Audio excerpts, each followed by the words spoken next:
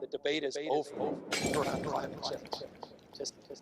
I am the god of hellfire, and I bring you Lynn Ertell, all the way from Baltimore, Maryland. Hello, Lynn. Turn it up, I can't hear it. Turn it up, I can't hear it. Turn it up, turn it up, turn it up, turn it up, turn it up. I can't hear it. Me neither. Turn it up, I can't hear it. I can't hear it. Turn it up, turn it up, turn it up. When I pick a song, it's about a subject that I'm addressing. Benton says Lynn for president. Are you running? Presidents are stooges. The president is the crisis actor in chief.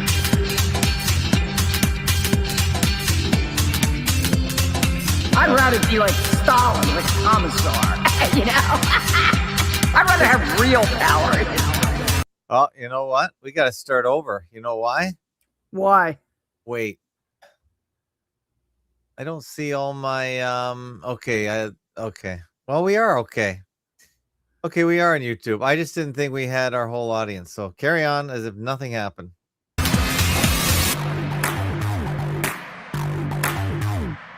Don't even take me there.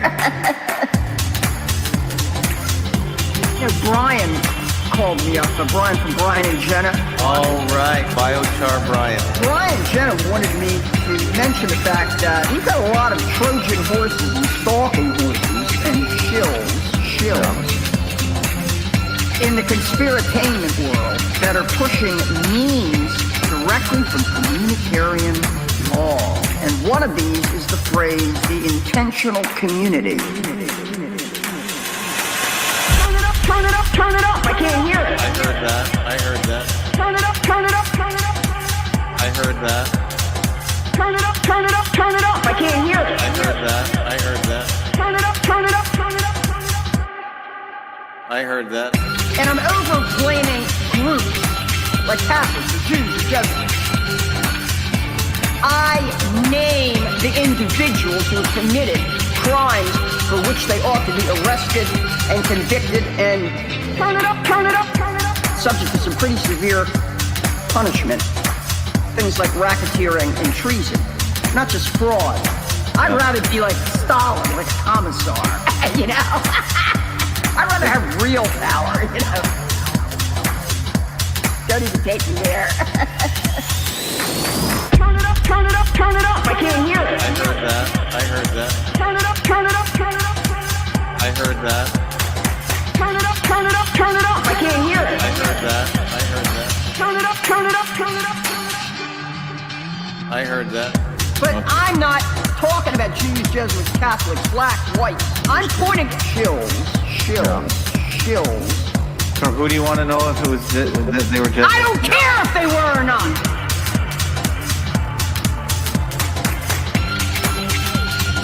Guys, come over to FAK1190. If it's good, you're gonna find it on FAK1190. Turn it up, turn it up, turn it up, turn it up. Turn it up, turn it up, turn it up. And we don't have ads on FAK1190. Turn it up, turn it up, turn it up, turn it up. No, there's no ads yet. Right. Turn it up, turn it up, turn it up. I can't hear it. Guys, come over to FAK1190. FAK1190. Tuesday, January the 6th, 2026. Fakeologist Show. New year. Lynn Ertell. Hello. Hey, I managed to find a way to turn the sound down because if it's up too high, you probably get feedback from me. So.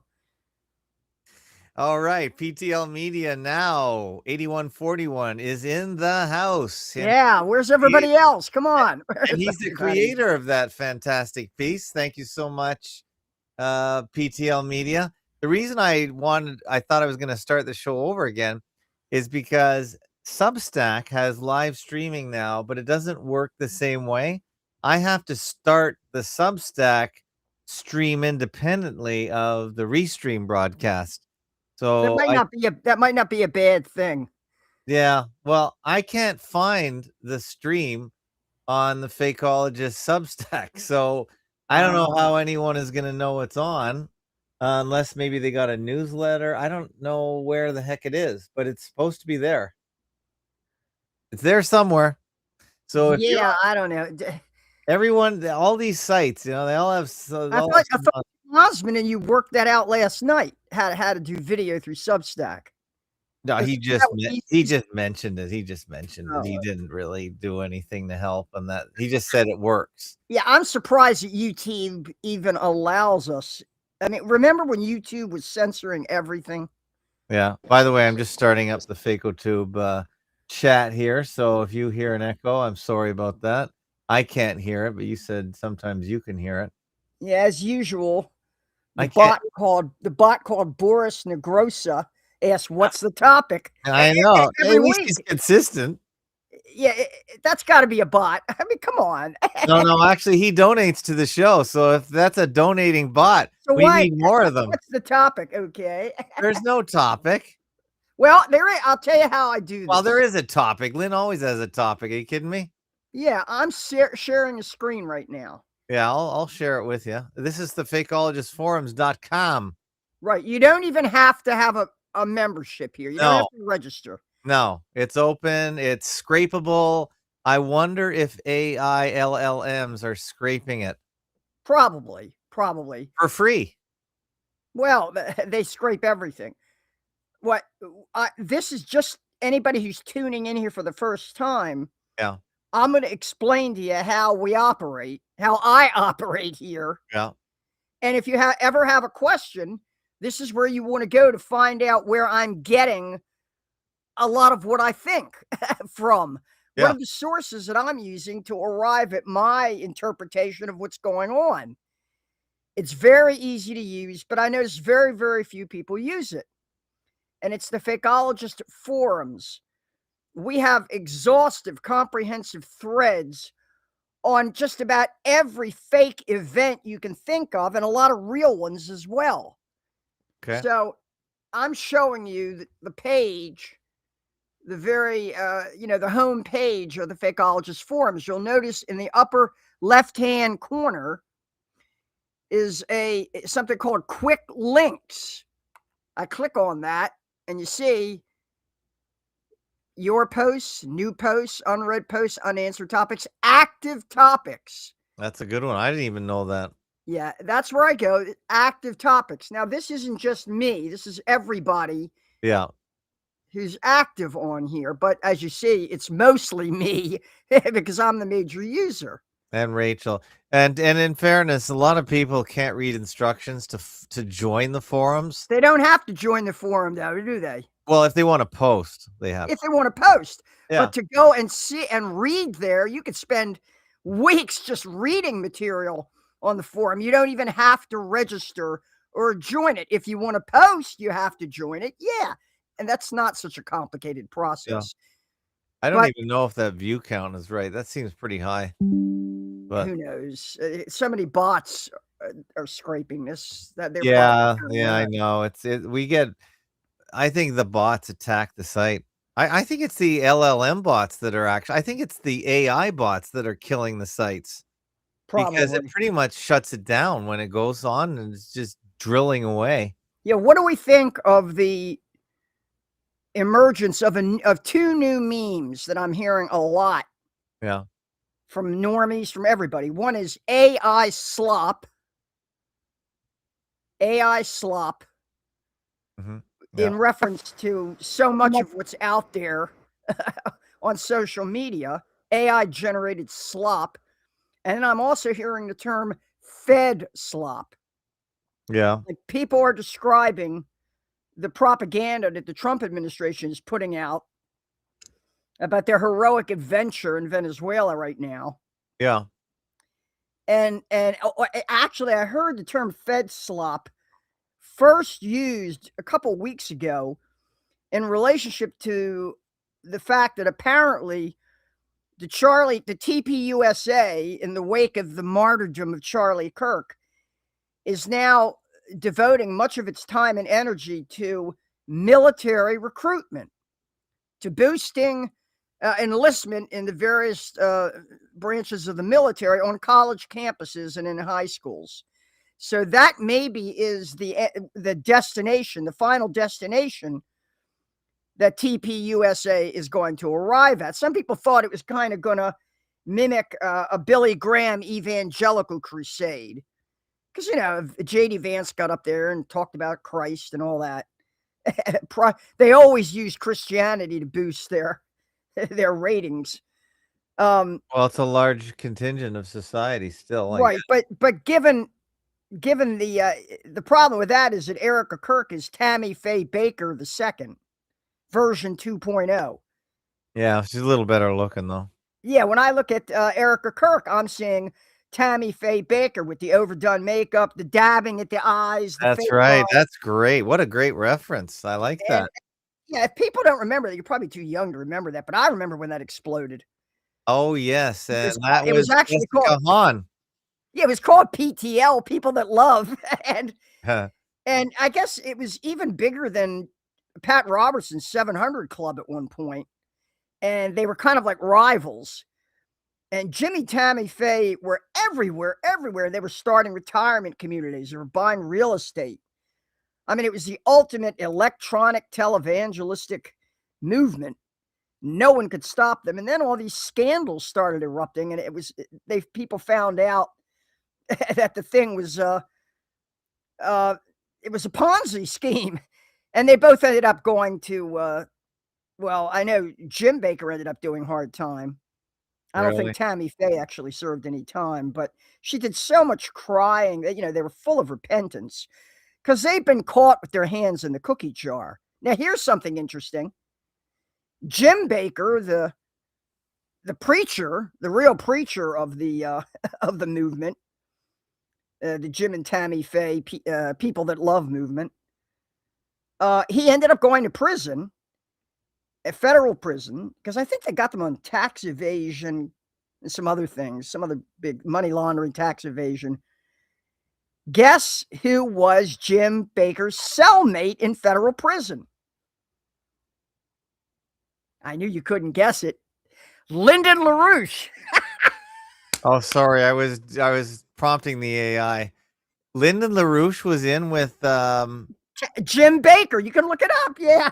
oh, that's great because I'm really enjoying the LaRouches at Prometheus. Because I tell Update. you what, now I spent a few years around the LaRouches, and I got to know, I attended many of Lyndon LaRouche's lectures and meetings he spoke at, and and nobody knows the Bible more than that guy, or knew it. He's dead now, but I could imagine him in the same cell with Jim Baker, the Reverend Jim Baker, Hey, what do you think correcting of that? him. What do you think of that graphic I just made on the fly?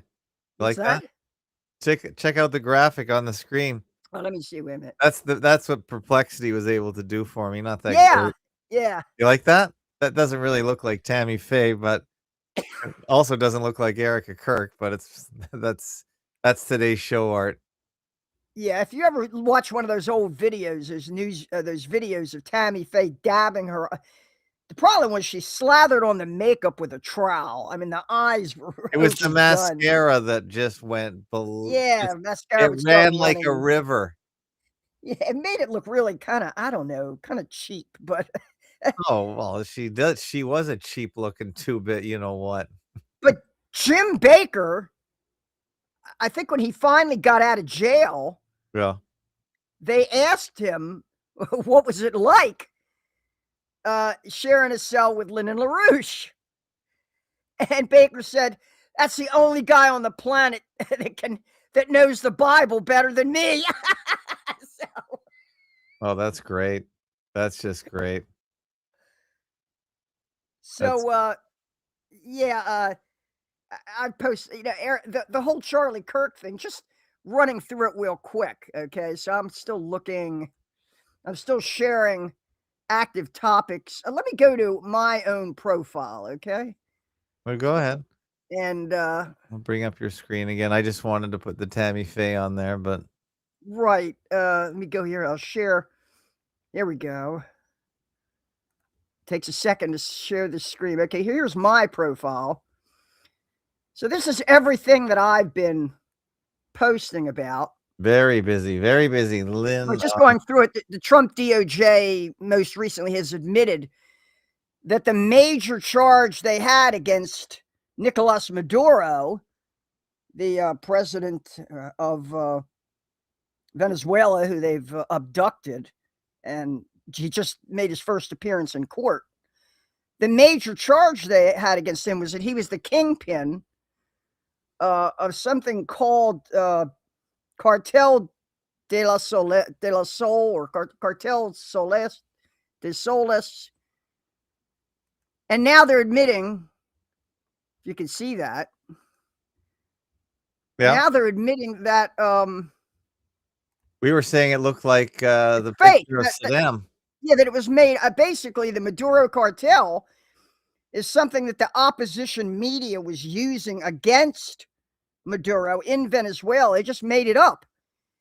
And Rubio and the Justice Department were using it in order to secure this indictment, I guess, from a New York grand jury. And now they have to drop it completely from all the criminal charges. And everybody's going to say that what goes on, that everything in court is fake. That's a whole nother discussion. I have a lot of material on that in my profile. But at this moment, the Department of Justice is admitting, here's the New York Times, Justice Department drops claim that Venezuela's Cartel de los Soles is an actual group. They're denying this thing even exists.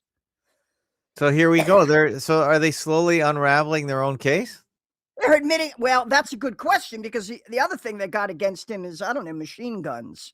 And by the way, a lot of the cases that they promote in the media, they always get dropped on page 49 in the bottom corner. If we want to go through psyops of past perpetrators, a lot of the cases just fade away and they just go away as footnotes, and then you never hear about them again. So this is a real thing. I have a long thread. So that's why I don't think any of them are real, in the sense that they end up being dropped in the media, but nobody hears about them because they get tucked away. Yeah, but now that has to take us back into what is fake, what is real. Yeah. Let me bring something up here, because I know I've shown people this diagram before, but for some reason, here's the thing. I've shown you the set intersection, right? The what? Let me go there and remind people what I'm talking about here, because it's a very important concept to understanding what we do here. So, and what do you think? Were we talking about drug trafficking? Well, okay. Are you following these ladies at Prometheus Update, or whatever it's called on YouTube? Yeah, that's Susan Kokinda. What do you think of that's the LaRouche's again? They're all about the British Empire and minimizing the role of Zionism, and that's okay. No, but they have some interesting ideas about how the Caribbean was. They set up the banking system in the Caribbean. Oh yeah, no doubt about that. Off Cayman Islands and all that. Of course, $50 to $75 trillion is living there. Right. These are big numbers. Right. The diagram I'm showing you now. I mean, can you imagine what you can do with that kind of money to launder and to do all kinds of? The question is, how much of the money is real and how much of it is fake? Well, see, that's where fraud comes in. Yeah. So if you're looking at that diagram right now, that shows you the Venn diagram. Intersection of two. The yellow portion in the middle is the intersection. You could say on the right, circle A, let's call that what's real or substantive. Yeah. And that's on the left. And then on the right, you have B, and let's call that fake, which is performative. Yeah. Completely made up. Yeah, either fabricated or staged fake event. Remember, a movie was a very realistic simulation. I mean, Ben-Hur had real chariot races in it. So, yeah, that's when something is staged, and increasingly that's too expensive. So in the age of AI and computer-generated imagery, it's a lot easier now. Movies will be made completely now with CGI, and so that's completely fake. Now, you ask, where do the fake and the real meet? They meet in the middle, in that intersection, that yellow portion. And I'm going to call that fraud. Okay. That's where the fake meets the real, where you're committing criminal fraud. Because after all, people say, well, what's the motive behind this? And why are they doing this? And, oh, they're sucking our loosh. They're sucking our energy. No, They're taking they're our money, shaking you down for your money and your property. shaking us down. Yeah. Yeah, they're robbing you. So that's they're misrepresenting something to steal money. Exactly. Now let's imagine. It's like selling fake Lululemon pants. Someone, Yeah. someone's getting, yeah, someone has to get, Right. someone has to be charged with fraud. Fake Gucci bags, which may be Yeah. pretty good. I don't know. You know, they may be It, better well, than it the comes from the original. same factory, we're told. That's the problem. Yeah, Jean Baudrillard posits the simulacrum, which he says is the fourth, I think the third or the fourth phase of the image, where it bears no relationship to the original. Maybe Gucci has gone out of business, but the Chinese are still manufacturing fake Gucci bags and selling them. That's the simulacrum right there. Now, I want you to imagine that these two sets, the fake versus the real, the performative versus the substantive, that intersection of the two of them, the fraud in the middle, gets bigger and bigger and bigger until both of these sets are what we call congruent. Until A and B, you can see they'll move closer and closer and closer together Until they overlay. The fake and the real comprise the intersection of these two sets. And finally, they will be perfectly congruent with each other when everything in the system is completely fraudulent. And what that is in the middle is what we call fraud, right? It's fakery that has consequences. And the money system is the perfect representation of this, because you'll look out there and say, oh my God, Epstein negotiated a multi-million-dollar deal with the Ivory Coast together with Ehud Barak to sell Israeli IDF intelligence equipment, and how much of that is fake and how much of it is real. And well, it's in the process of merging. The fake and the real are merging till you won't be able to tell the difference. Oh, yeah. And at that point, probably the dollar will collapse. I don't think it's ever going to collapse. Because hyperinflation is the economic and financial consequence of bad money driving out good, of fake money driving, fake debts which are tied to real things being crowded out and overwhelmed by debt that's tied to nothing. Did you hear the angle about they're not really after the oil in Venezuela? Did you hear that angle? No. Venezuela produces like something like it doesn't produce anywhere near its potential capacity right now. No, I know, but did you hear? So why did they go after Venezuela? It's called something that intersection in the middle. Let's call that the petrodollar, because in 1971, President Richard Nixon, by executive order, just think about this. Yeah. After World War II, the United States and Britain negotiated the Bretton Woods Agreement. All the nations that were left. And that basically made the dollar, the gold-backed dollar, the dominant currency in the world. And that lasted from, from 1948 right on up until 1971, when Nixon said, we're going off the gold standard. He floated the dollar. And then they created this sort of basket of commodities. Yeah.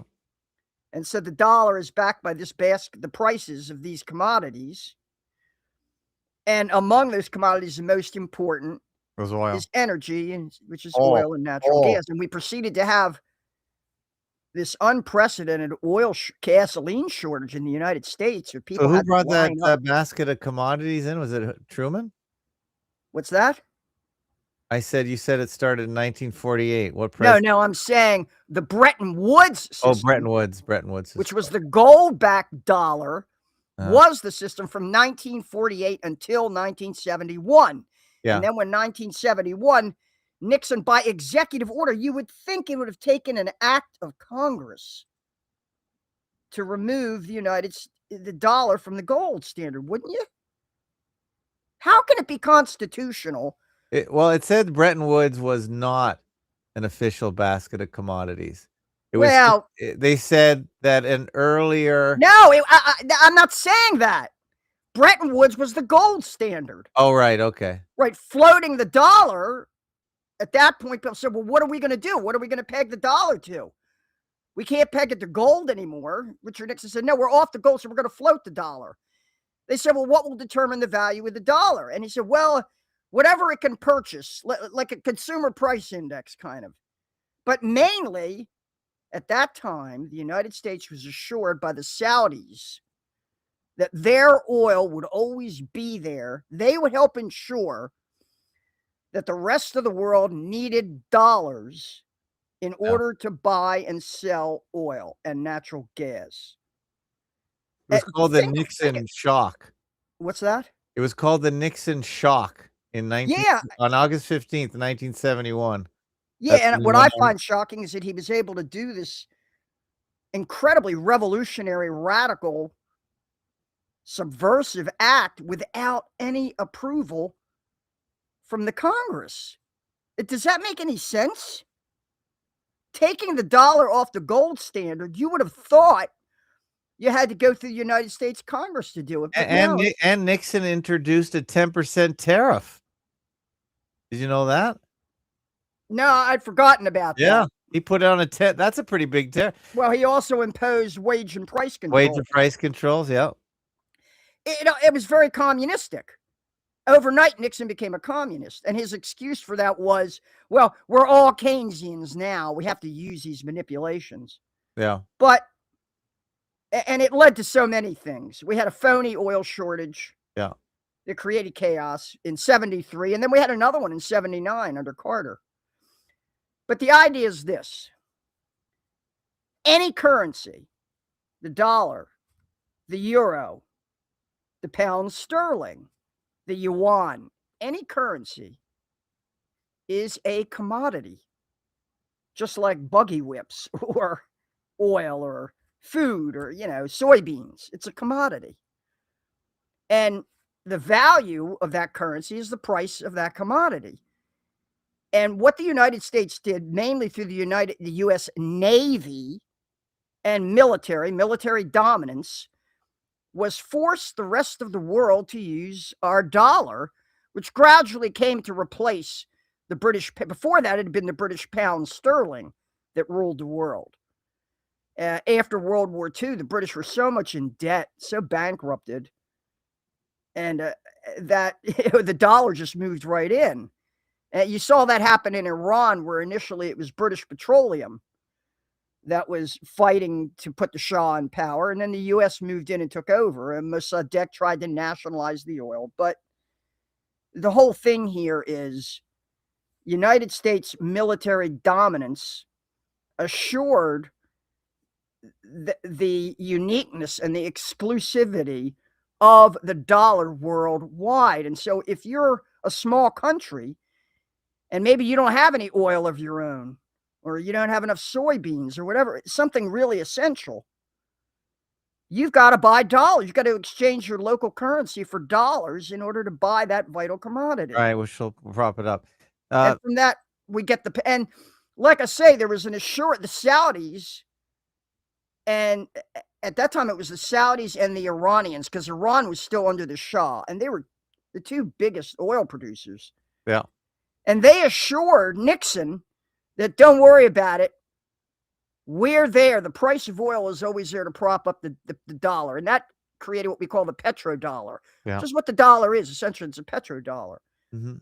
Now, though, there is a whole new trade bloc that is emerging called the BRICS. Right, the BRICS. This has a lot to do with the BRICS, I've heard.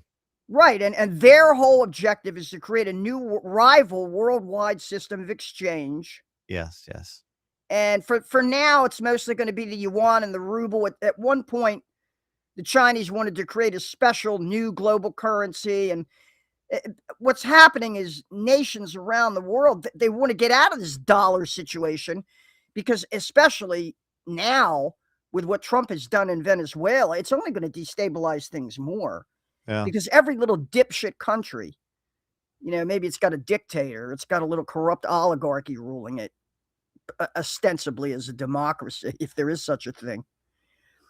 they're going to look around and say, at any if we're tied to the dollar at any time, the U.S. can seize our dollar reserves, or can simply refuse to sell us. It can refuse access to a vital commodity that we need. So maybe we need to cover our. So they're going to be more and more. They're going to be associating with the BRICS countries and Right. developing alternative. Yeah, it's sources. all about currency. Right. The story I heard was they are really trying to seize the silver in Venezuela. That's the story I heard Well, today. that could be as well. Because because it's been running up high, so maybe other people know that as well, so they're buying it up. Other countries, China, in anticipation as a hedge to whatever they think is going to be next. Yeah, I call that intersection in the middle normative. Yeah. Because as it becomes bigger and bigger, what you're Thanks, seeing Echo is Charlie, by the way. what?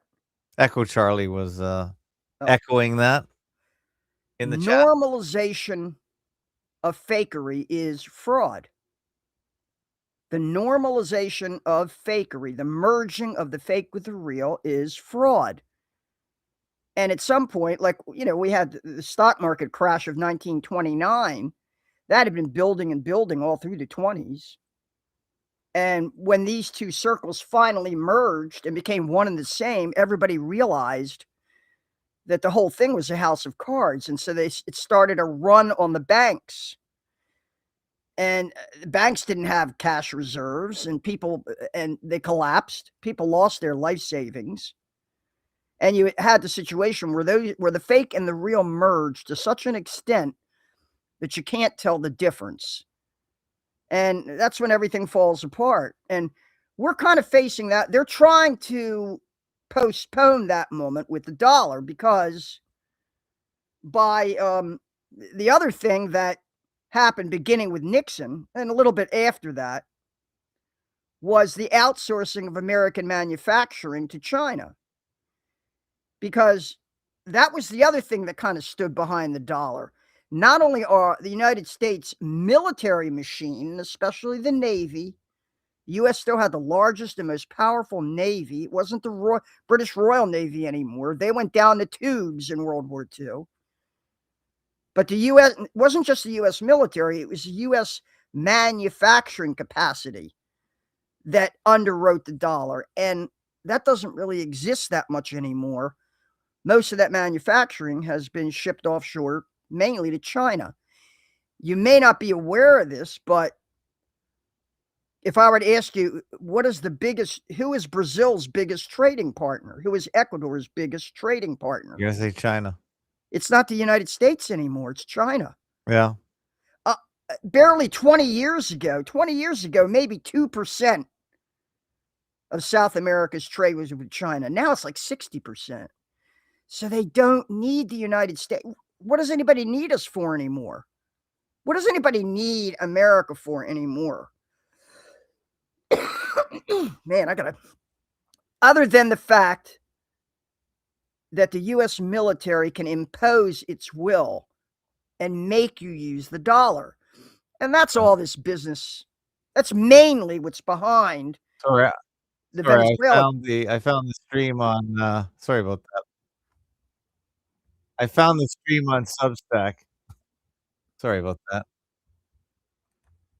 What stream is that? That's Oh, okay. So it is running. If you go to the Substack page, it's right on the top. Sorry about that. Right. FAKologist.substack.com. So what's happening in Venezuela now? It's aggravated by some other features. Namely, it isn't just about Venezuela and the influence of Russia, China, Iran, the BRICS, and also another thing is India. I was surprised to hear that India now buys most of their energy by way of China. And they also see what's happening is they want to get out from under the dollar. They're afraid the dollar is going to collapse. They have growing economies. They need oil. The Russians are net oil exporters.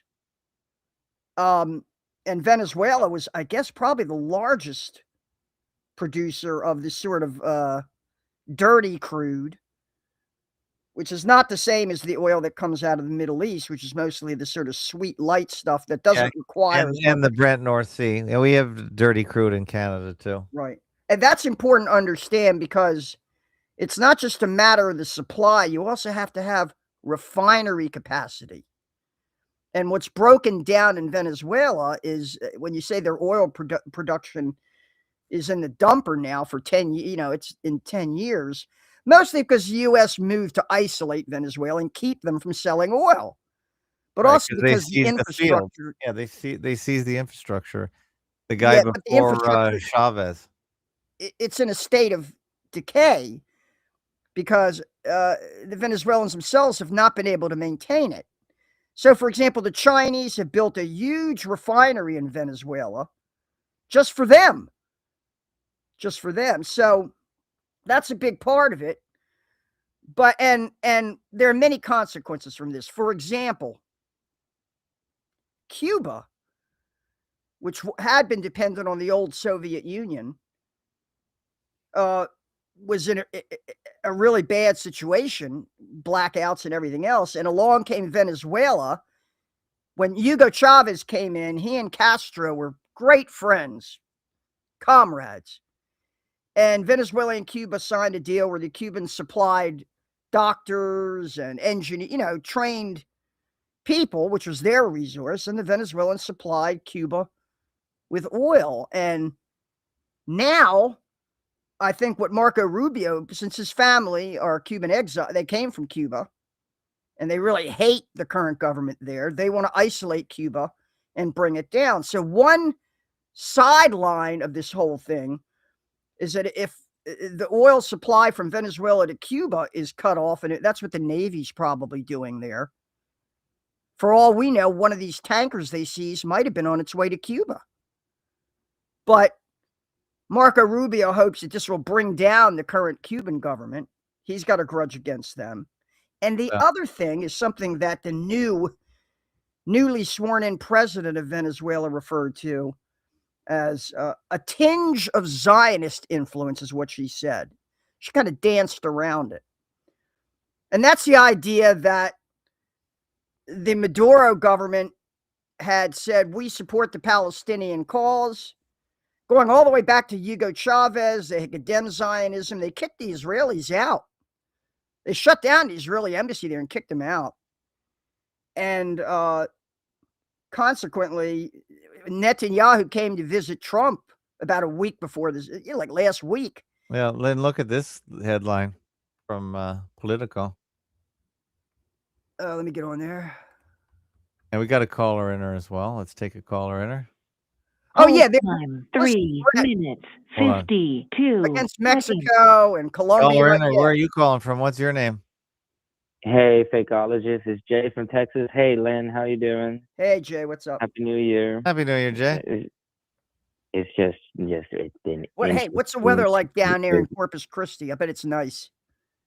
Yeah, it's like a good 60, 70. I wish I was there. 60 or 70. How come you're not a snowbird, Len? You figure with money you got, you'd be a snowbird by now. I don't have that much money, and I'm too old. I'm just too old to be moving around. Yeah, but you can't move around in the snow, so that's the whole point. You go down where it's warm, where you can give those bones a rest. Oh, no? God. Okay. Yeah, I'd love to do that. I really would. Move away from winter time. But go ahead, Jay. What were you calling about, though?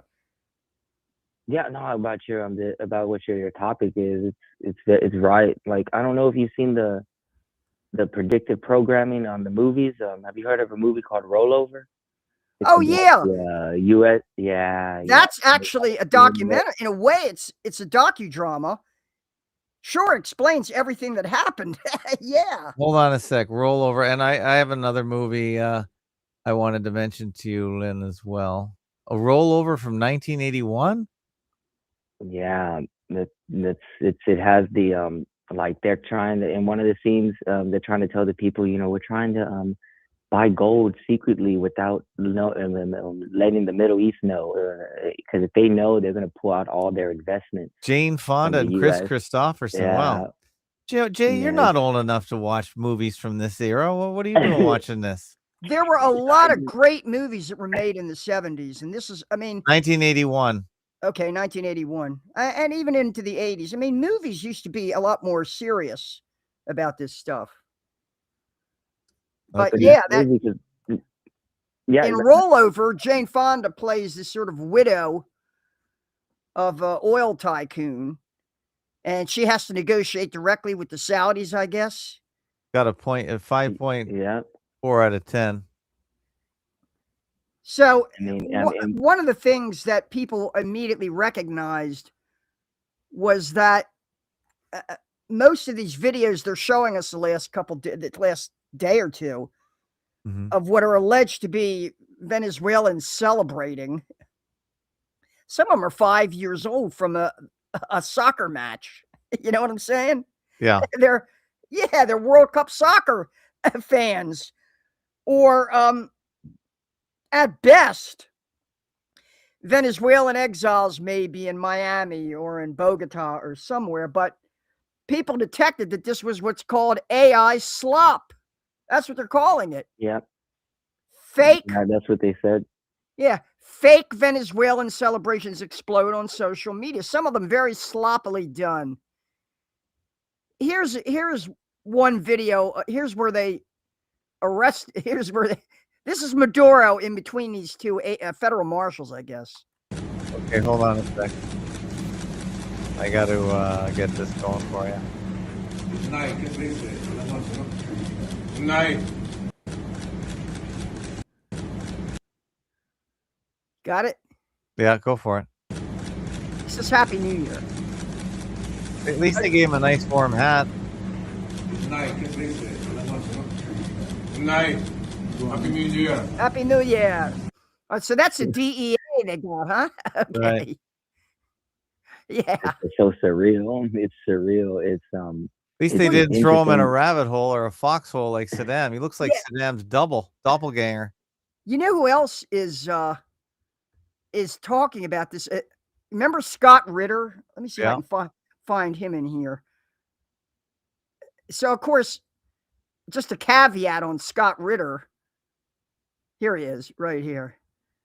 Well, I think Scott Ritter, of course, I know Fake Nukes Phil is going to remind me. Scott Ritter, he's a former United Nations weapons inspector. Oh, he was the worst. He's a major propagandist for the nuclear hoax, right? Absolutely. But here he is calling out the arrest of Maduro as fake, a staged TV production. He's saying that the Maduro capture was a staged. But the way he says it, it doesn't mean the same as when we say it. Right. He's saying he's capturing our words and twisting them. He's taking the river, as we've many times said, and steering it away. Not that much. Well, what he's saying is it's an inside job. Okay. And the implication of that is one of two things. And he says this. You don't want me to play this interview with him, do you? It goes on for 40 minutes, for like almost an hour. What he says is this all was planned. That they had to have people on the inside to know where Maduro is going to be. They had to have traitors in his security detail, and that either they sold out Maduro or Maduro agreed to this and he's in on it like a crisis actor. Absolutely. So at least Scott Ritter is admitting that he's saying that the CIA purchased the Venezuelan military, and maybe Maduro is in on this himself. And do we say it's all a big show? Yeah, essentially that's what he says. Yeah, that they're already renegotiating. Because here's the thing. What does it mean? Now, see, you'd think Americans would figure this out by now. By the way, one thing, if you bring up a picture of Maduro alongside Saddam Hussein, they could be twin brothers. That's what I was trying to say. Okay, you didn't hear me, I guess. Yeah, they do look like, I agree. It has that same, well, who knows? There are probably a million guys that look like that. Put a mustache on them. Well, Lynn, did you know it was interesting, though? that you said that Scott Ritter said that because there was also like a game, Call of Duty Call of Duty Black Ops that predicted a mission like that. And then there was another Call of Duty game called Modern Warfare 2 that talks about like Russia attacking us and everything. And it's real interesting because the maker of those, the modern ones, he was just killed in like a car crash. You know, so it's real interesting that he said it was some type of stage act. Somebody found a predictive programming in one of the video games. Yeah, I mean, video games are just like movies as far as that goes.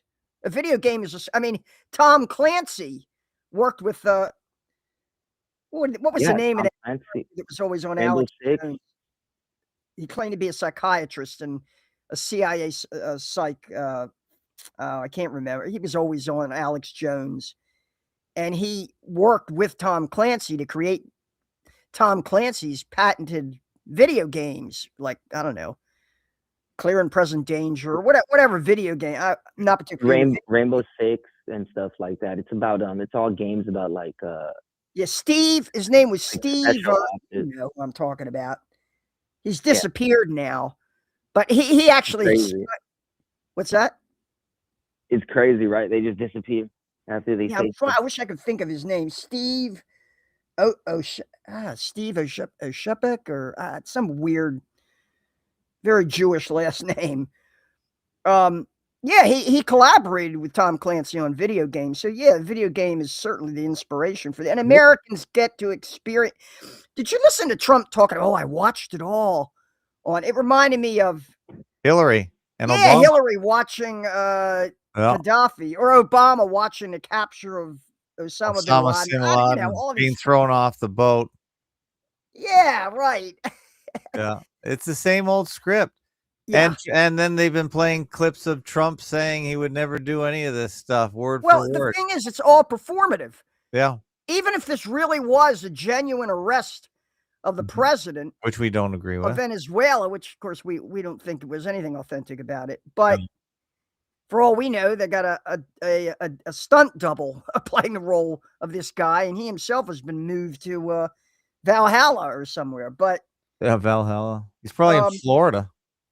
Yeah, there's so many places. Why would he go so far? Although he is, I think he's pretty tall, so you know. Who cares? He's not wandering. He's not at the Piggly Wiggly buying groceries. Who cares if he's tall? Right. Come on. You think he was a bus notion driver that they could or just he was fly? royalty? Is this a bus driver or royalty? What do we think of that? Well, Probably he claims to have. He claims to be descended from Sephardic Jews. Right. That's what he says about his family, which is interesting. Did you see the picture of him in the courtroom, Lynn? He's doing the same hand gesture that Trump does. Oh, you're looking right? at hand gestures. Yeah, Jason's son. Yeah. Here's the thing. Here's the thing. The Chavistas, they've had 20 years to build an organizational structure down there in Venezuela.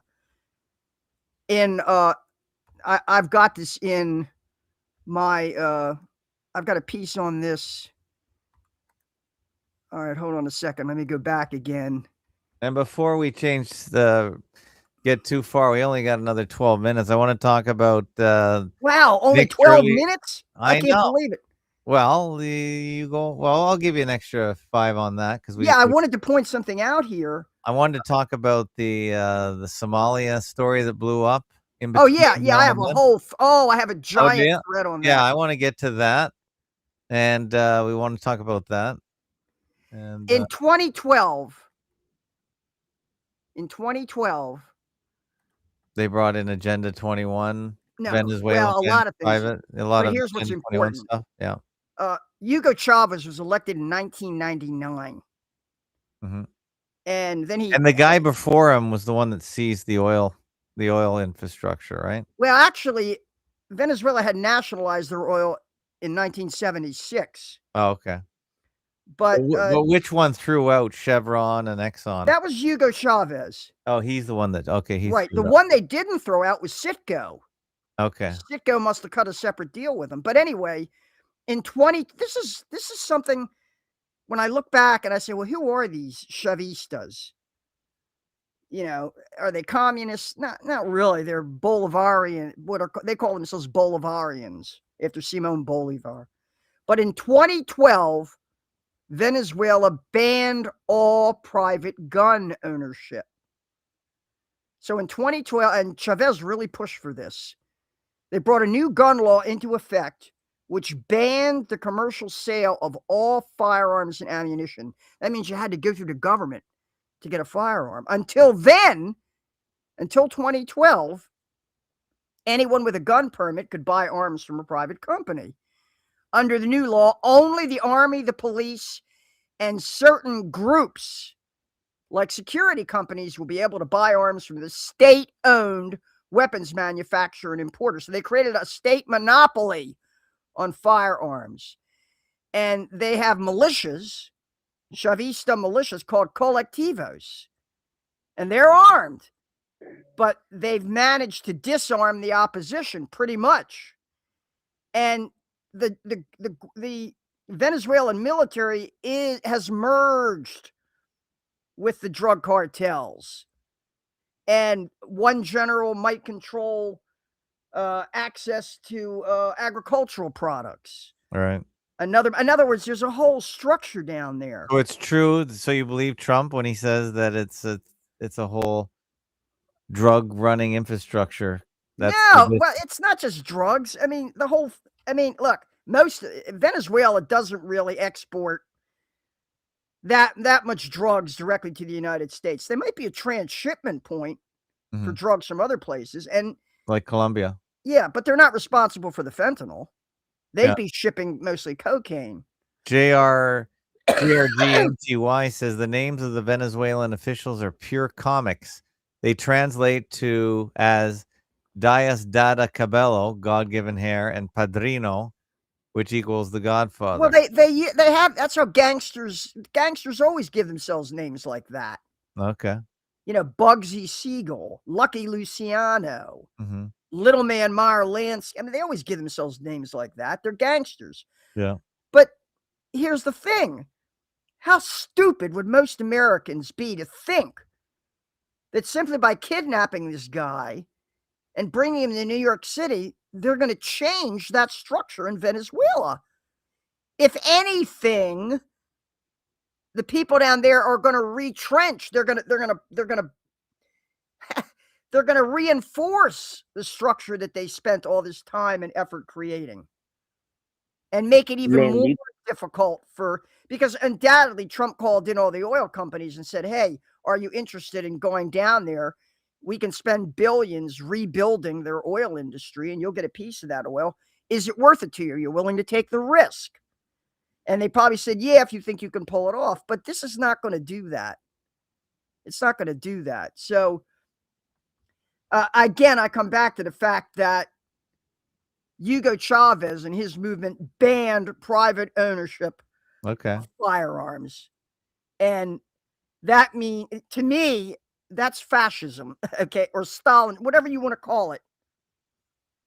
When you tell ordinary people they can't defend themselves against criminal gangs, roving criminal gangs. That's an Agenda 21 plank. Yeah, to disarm the people. Absolutely. Okay, go ahead, Jay. BBC, I've got a whole Venezuela. And we want to get to the Somali thing next. BB John says, let's go. So go ahead, Jay, and then we'll go to Somali. Yeah, Lynn, I just want to know if you think this is just like a cleanup of the whole Iran-Contra guns for run. That's why they know, or kind of think that they know what's going on down there, because they kind of set up that whole network during the 80s. Well, BCCI, Bank of Credit and Commerce International, Bank of Crooks and Criminals International, goes all the way back to the 70s, of course. Yeah, this is an evolving process. But, and like I say, it all begins with Nixon going off the gold standard. That's what motivates all this to maintain. And now it's a very shaky kind of thing, because it's like you're being shaken down by the neighborhood gangster, but there's a rival gang across town. And maybe you want to hedge your bets if you think the gangster who you're paying protection money to is about to get busted. or about to collapse or seg into some kind of internal power struggle. You don't want to be caught in the middle of that. So what Trump has done has signaled to every country in the world, and of course the Greenland thing is even worse, because that's like saying, well, we can do this to NATO countries if we want. We could take Greenland away from Denmark, which is utterly. Do you see this as a as Adam Curry says, a North Sea Nexus thing, where that's Trump against England and the Netherlands and Norway? No, I don't see Trump as any kind of authentic. No, okay. Rebel against the British Empire. That's more LaRouche crap. Really. Yeah, no. So you don't buy into the LaRouche stuff. No, they think we walked on the moon. Well, and they want to go to Mars. No, I know that. Okay, so they're wrong on so many things. Well, come on. How can you take anybody seriously who thinks we walked on the moon? That's a litmus test. Well, okay. Well, Garamar does too, of the Rizzoli clan. So there's that. Well, that's what I'm saying. That's why I wouldn't trust his judgment at all. Right. Okay. So I do like the LaRouche ideas though, so I don't care. Yeah, I mean they've got a lot of. It's like Webster Tarpley. Yeah, he wrote 9/11 Synthetic Terror, which is the best overall detailed breakdown of all the drills, the Pentagon drills that were going on the day of 9/11 and even in advance of it. Yeah. You know, how they operationally staged the whole thing. And I went to many, many meetings. I was involved with 9/11 truth groups in the Baltimore, Washington area, and Webster Tarpley would show up. I got to know him very well. Oh, okay, good. Yeah. And it really blew my mind one time. I went in Silver Spring. I went to attend an informal gathering of 9/11 truthers. And when I got there, I was really encouraged by the fact that it was not too long after Sandy Hook. Yeah. And every one of them there understood exactly what Sandy Hook was. They all knew. It's about 20 or 30 people. Yeah. Webster Tarpley showed up and he didn't have a clue. Ah. When we said, Webster, this was a drill. He said, well, what do you mean? You mean they didn't actually? He still believed, and he kept shaking his head. He couldn't. It's like Jim Fetzer with the JFK assassination. Yeah, they just can't let it go. They can't let it go. So yeah, I know they're. It really weakens. I don't like their judgment. No, I agree. I know that's suspicious. Hey, we got another caller in. Where are you calling from? What's your name? Sean from Idaho. Sean from Idaho. Happy New Year. Happy New Year. Happy New Year. I have a little different take on this whole thing. Yeah, go. I think that they are planning World War III, and they need the bad guy. Really? You go for the World War III story. Well, they're always planning that, aren't they? You know. It seems like, well, I thought it was kicked off 10 years ago, but now it seems like they're setting the table more, and how much of it is real and how much is not, we'll never know. But the point is they're setting the table for a conflict, because obviously Venezuela being allies, selling most of their oil to China, and it seems like the pieces are falling into place for a good world war. Because it's for them, once they fuck everything up so bad, they need a reset. Yeah. And to get everybody off of their case, because right now everybody's like, well, who's destroying our world right now, and well, they're trying to destroy everybody who has knowledge. You know what I mean? Anybody who has knowledge, and they're going to get rid of them in the World War, and then they'll be the ones who are alive. That's what they think. Well, a different opinion in wartime is treason. All right. Yeah. If you're not towing the line as far as like if you're not saying and doing what you're supposed to do in a time of war, then that's sedition or treason. So it shut a lot of people up. It shut a lot of people up pre-World War II that weren't liking how things were going. Yeah. They'll lock you up if they can get a war going, they can lock you up. Mm-hmm. Right. Constitution is suspended and all that. Mm-hmm. Yeah, that's why I think that's Go, Sean. The heat off of them. No, wait, Sean, go ahead. That's all I say. Just takes the heat off of them. Mm-hmm. Yeah, I'm not going for World War III, but okay, you're worried about that. I think this is a nothing burger, mainly. But I don't worry about anything. Well, That's World War III will be a drugs. resource war, trade war, psychological warfare, of course, Yeah. rather Hey, than kinetic. let's move on to Somali. The Well, Somali here's thing, it blew up. I want you to share this screen that I'm showing right Yeah. now. Yeah, that's Because I want to Pelosi remind people, bending the knee with her mask. right, that Minneapolis, Minnesota, which is obviously the focus of this whole Somali daycare scandal. Yeah. Which is really, it's not just the daycare. They had fake healthcare service offices. Yeah. They have fake transportation. Yeah, I'm watching Vans, all empty that. vans. Yeah. They have Yeah. the whole, and this is again the intersection of the real with the fake to create that in the middle becomes fraud. The question, it's the whole idea is when a business is not really the business you think it Yeah. is. So, And for by the example, here in way, my area, this has been going on for 20 years. yeah, but now it's really out of hand. Well, It's yeah, really out now of it's hand. really blown up. But it, Yeah, and I I want to watched a guy remind people. testify from 2018, one of the first whistleblowers. I can't talk. This guy here on my screen. Let me just put this guy. Did you ever see this guy here? This is from 2018. This testimony, and nothing happened. There we go. Let's try it. Paris, San Bernardino, France, Paris, even the Syrian war. We would, as investigators, we would get together the day after the attack and we would ponder amongst ourselves, how much Minnesota taxpayer dollars was being used to fund that war, that attack? What bought that gun? Where'd that money come from? My name is Scott. He's saying it came from Minnesota, which is hard to believe when there's 75 trillion in the Caribbean. Thing is nationwide. It's here in Maryland. Oh God, I could do a whole show on fraud here in Maryland, especially in Baltimore. Okay. Oh my God, I'm willing to bet that now they've estimated that the daycare fraud is like, I don't know, 18 billion. We've billion. heard crazy numbers. Yeah, well, California. How big do you think California is going to be? I Maryland, heard Illinois, Massachusetts has millions of daycare everywhere. centers. Yeah. Right. What we have here are fronts. Businesses that are nothing but fronts for something else to launder the profits. And the fakery intersects the economic and financial base of the society, which is real, which is material. Are the Somali scapegoats, are they using them to funnel the money and they getting a cut? That gets into the immigration question and the way they've used immigration to extend their corruption so that it takes over everything. Yeah. So that crowds out decent people. Yeah. Now, do you think the Somalis are being used then? And they're going to take the fall? They're willing, it's like, something, you might as well ask me, why didn't any Muslims stand up after 9/11 and say, we didn't do this? Yeah. That's true. It's they're in on it. In on the racket.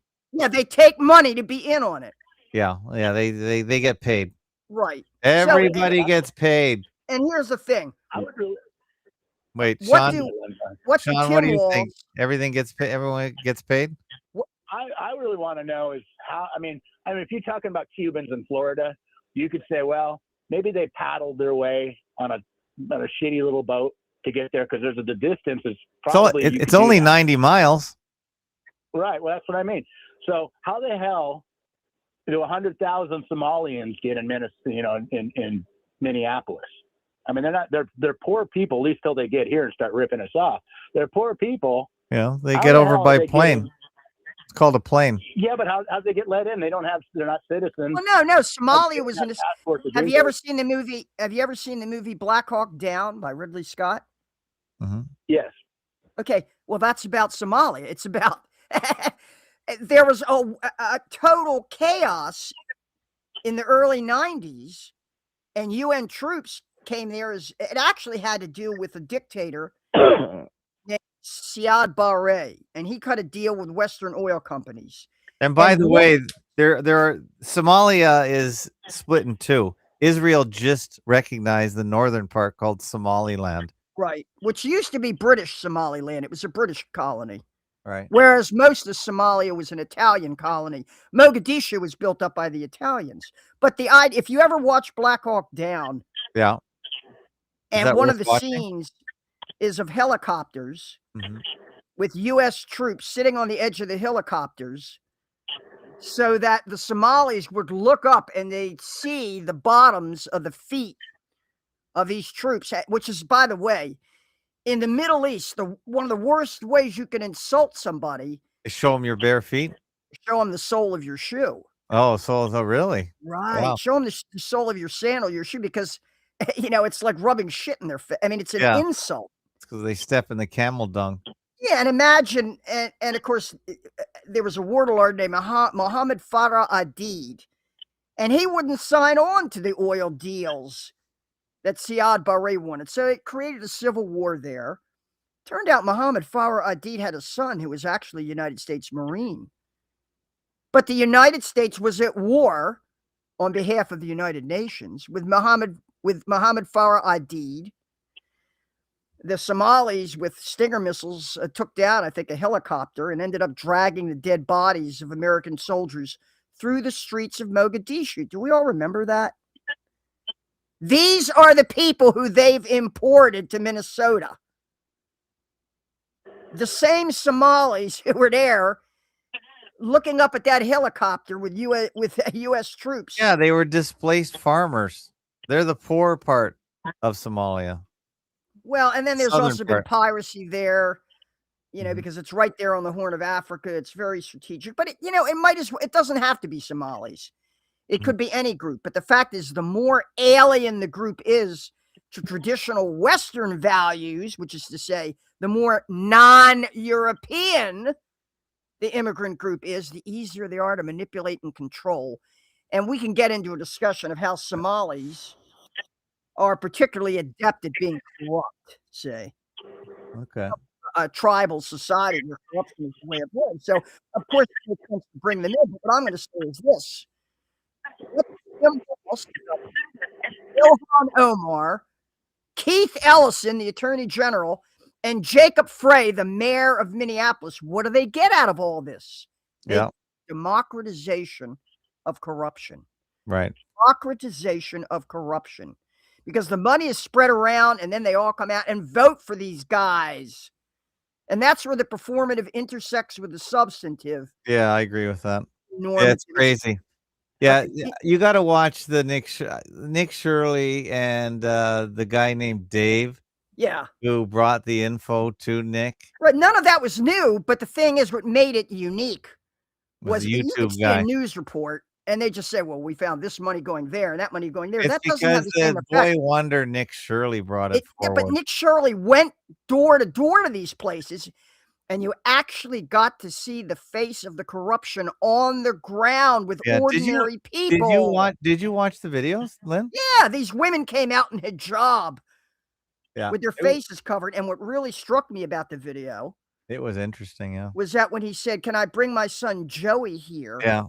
to your daycare. So they said, no, not for Joey. That is racist discrimination against Americans.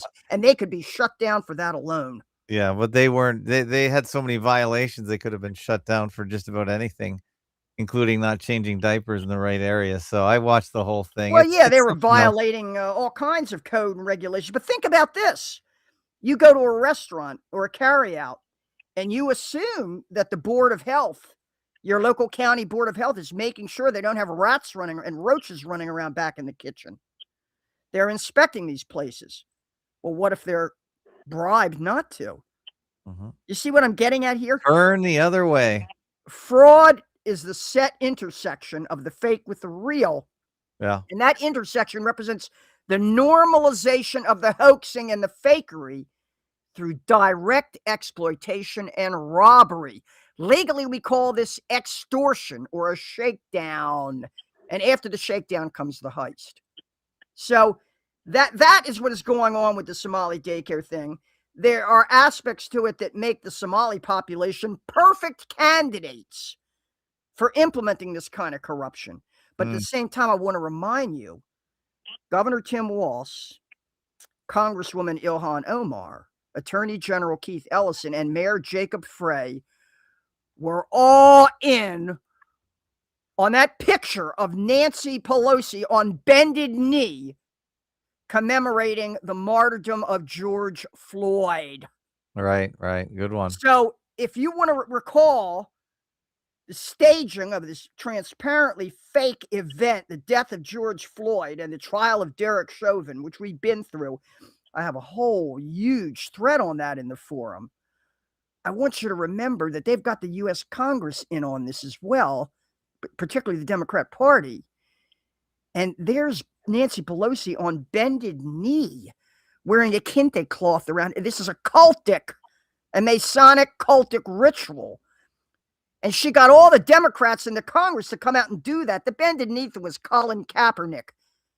You remember that? Right. Yeah. Taking a knee for, right. It racially polarized the country. Take the knee. It's no accident. Yeah. That Minneapolis is ground zero for that. And so, boy, I say, if there's anybody we should hang, it should be Tim Walz, Ilhan Omar, Keith Ellison, who, by the way, prosecuted Derek Chauvin, and Jacob Frey, the mayor of Minneapolis, because they've been in on this stuff as far back. Look, in 2020, they staged the George Floyd martyrdom psyop. So what else do you need to know about these? You're surprised they're involved in billions of dollars worth of corruption? Why would you be surprised? You're surprised that Minnesota has a law called the same-day election law. You can show up at a voting booth at a poll on election day in Minnesota, and you can vouch for like 20 other people and register them right there and vote it's on the 8 same for day. 1. You're allowed to vouch for 8 people. Oh, is it 8? Okay. Yeah, I heard it was 8, but maybe I So just they got a limit on how many people you can vouch. Can you imagine anything more corrupt than same-day voting? Crazy.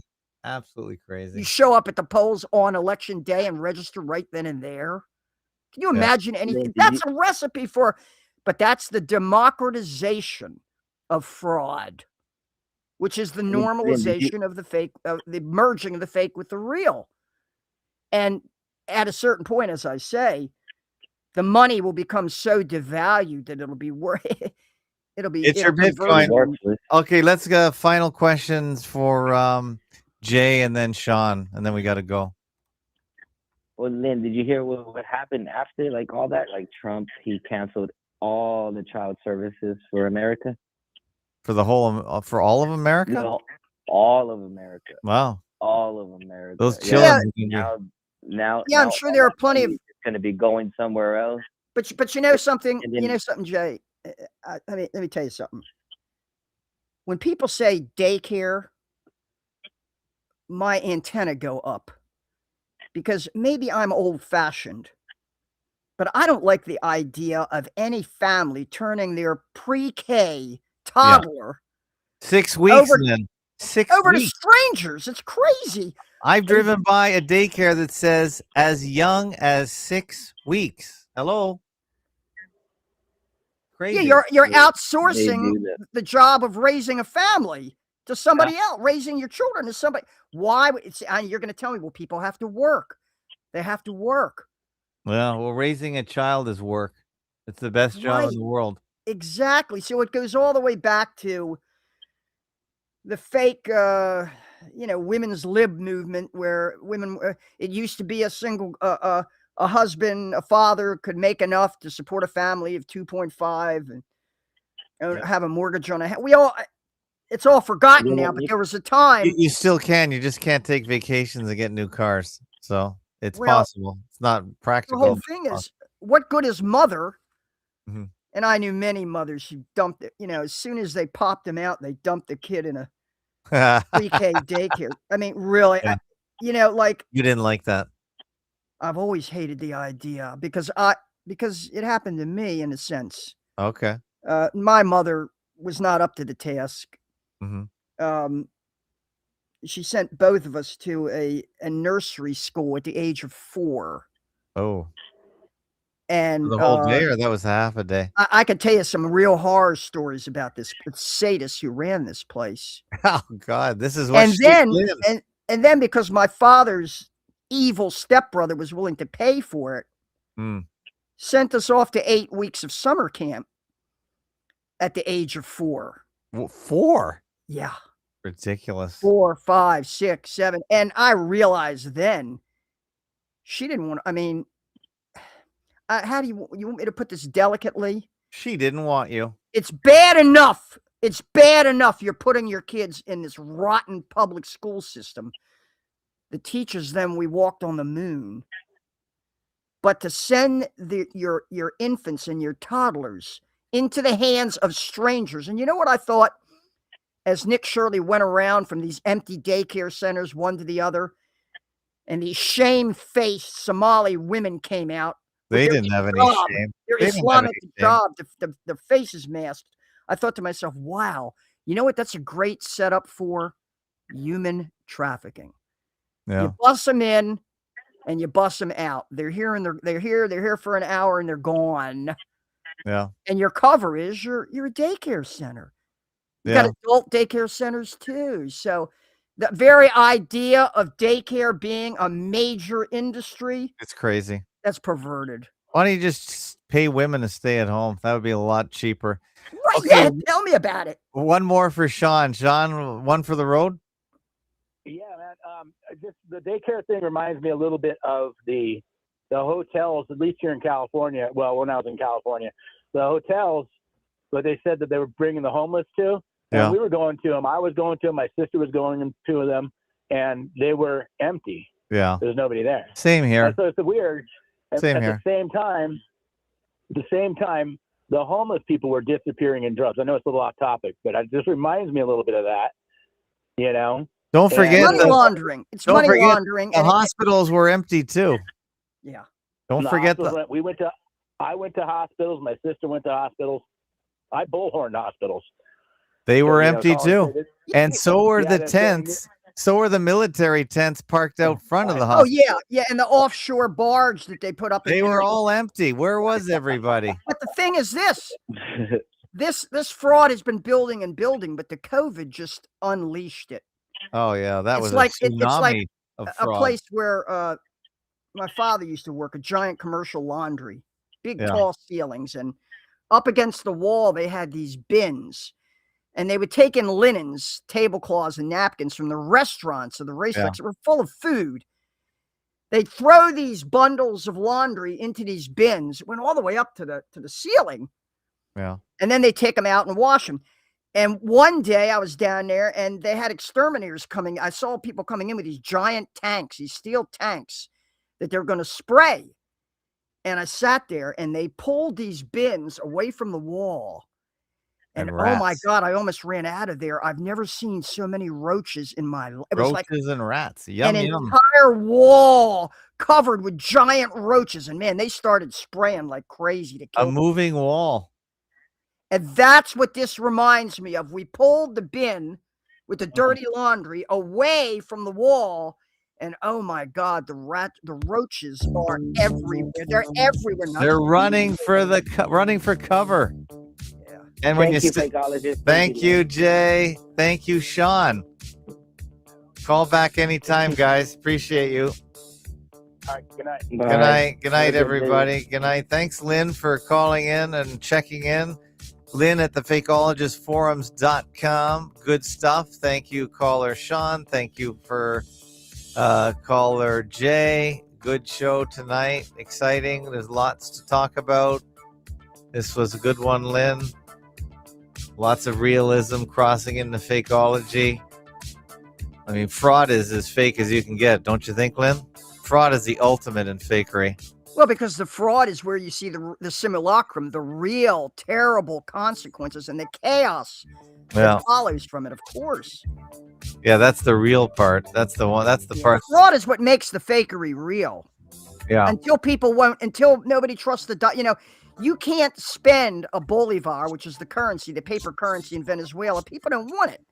They're forced to use dollars because the currency down there is so hyperinflated that it's pretty much worthless. Yeah. All right. Tomorrow we're going to have Fake Nukes Phil, and I guess Jim will probably come by and harass Fake Nukes Phil. I don't even know if they're buddies anymore.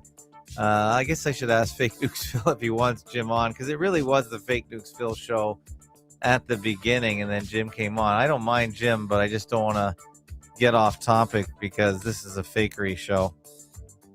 And we like to talk about media fakery. And Fake News Phil is one of the best when it comes to just talking about the fakery and putting all the videos and showing us all the fakery. Yeah, so. I want to hear what Phil has to say about, they're claiming that at least 35 Cuban bodyguards or security officers, why Maduro had to have Cuban bodyguards and couldn't trust his own Venezuelans, you know. Well, that they were killed, that the U.S. troops. See, my take is that he had to leave Venezuela because things were so bad. They were probably trying to kill him. Well, they're having big public funerals for these Cuban martyrs in Cuba itself. Okay. So the Cubans are saying, "Oh yeah, we lost 35 martyrs trying to stop the U.S. from." Like, you know, wasn't 33 that easy to land a helicopter in Caracas and steal the president? That's how bad his security is. I think they just met him at the airport and picked him up myself. I'm not buying any of it. Yeah, I agree with that's where Scott Ritter happens to be right. This is nothing but a TV production. Yeah, well, good. Finally, it's being said. It's just not said in the right context. We get it. We get it. And also, Lynn, Mr. E will be here on Thursday. Mr. E, and guess where he's from? Minnesota. And guess where he visited? Oh yeah, I've watched his video on You Minnesota. watched it too? Oh yeah, he came back after 10 years, and his city was gone. Remember that one? Yeah, it's completely changed. His hey, city... check this out. Yeah. You all heard of Fisherman's Wharf in San Francisco? Right. Yeah. On a Friday night, it's empty. Empty. Oh, it's empty everywhere in America. Things are really bad. Yeah, I could talk about what's happening here at the Towson Town Center shopping mall. It's now, they have like one restaurant left and maybe one or two other. Oh, and Vegas is cleared out. I'm watching all these guys going around America. It's going to be abomination of desolation abomination. I know. It's so sad. And Florida is half empty now. Daytona Beach isn't what it was. Everything is just, where is everybody? They're all in their basements playing video games, or they don't Trump, exist? the president says this is the golden age. Yeah. Golden age. He's actually got some followers out there that believe that. They're that delusional. But most of them are just liars and grifters, really. Their MAGA coalition is gone. It's dead. Well, it's not going to last another election cycle, I guess. But yeah, anyway, so Mr. E is on Thursday. He's agreed to join us and talk, and Lynn is up to date on Mr. E. I love it. And he went back to Minnesota, and his city was gone. So anyway, we'll talk to you guys next time. Thanks, everyone, for joining. And don't forget, fakeologist.com/donate. This site doesn't pay for itself. If you want to help with the FakeOTube server, please consider sending some Bitcoin or whatever else you got, credit card, whatever else. We'll take it. We'll take whatever you got. So thanks a lot, everybody. We'll see you tomorrow.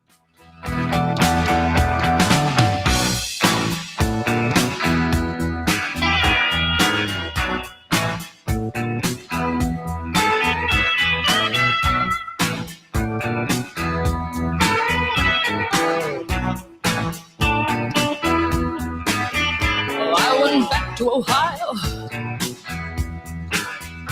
but my family was gone.